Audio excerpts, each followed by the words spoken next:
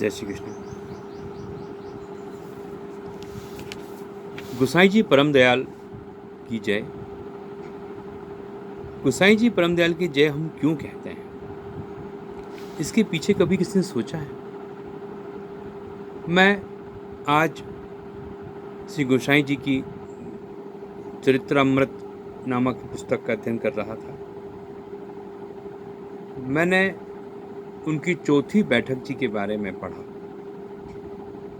जैसा कि आपको मालूम ही होगा कि गोसाई जी की चौथी बैठक कृष्ण कुंड के ऊपर है और श्याम तमाल के पास है।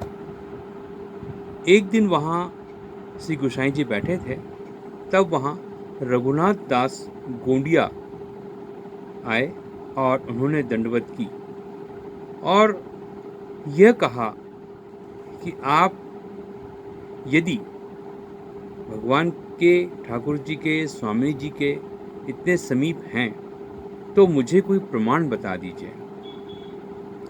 यदि आप प्रमाण बताएंगे तो मैं समझूंगा कि आप वास्तव में एक सिद्ध पुरुष हैं।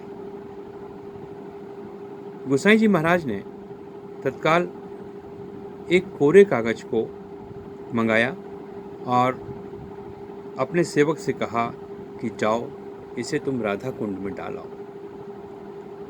और जब ये ऊपर आएगा तो इस पर स्वामिनी जी के हस्ताक्षर होंगे या उस पर स्वामिनी जी कुछ लिखकर भेजेंगी।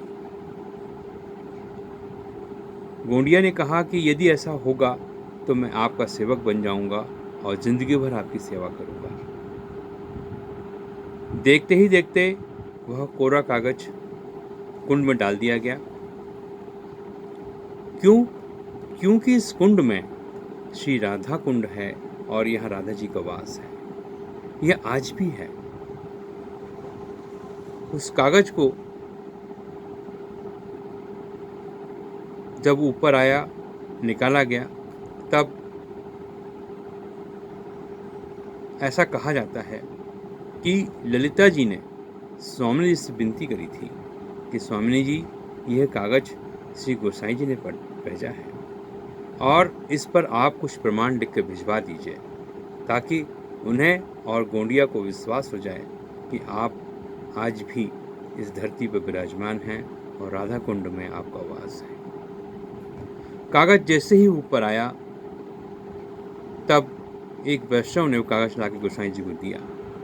उस कागज पर श्री स्वामिनी जी की इच्छा से एक श्लोक लिखा हुआ था।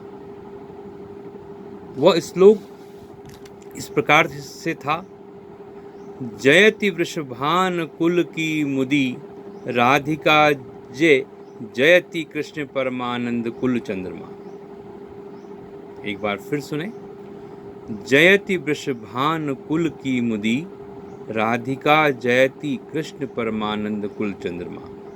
श्री गोसाई जी ने जब इस श्लोक को बाचा तो गोंडिया निरुत्तर हो गया और वह समझ गया कि ठाकुर जी और स्वामिनी जी गोसाई जी के बस में हैं। उस स्थान पर जहाँ ये सब बात हुई थी, जहाँ इस चरित्र को प्रकट किया था, वह चरित्र श्री राधा कुंड की बैठक है।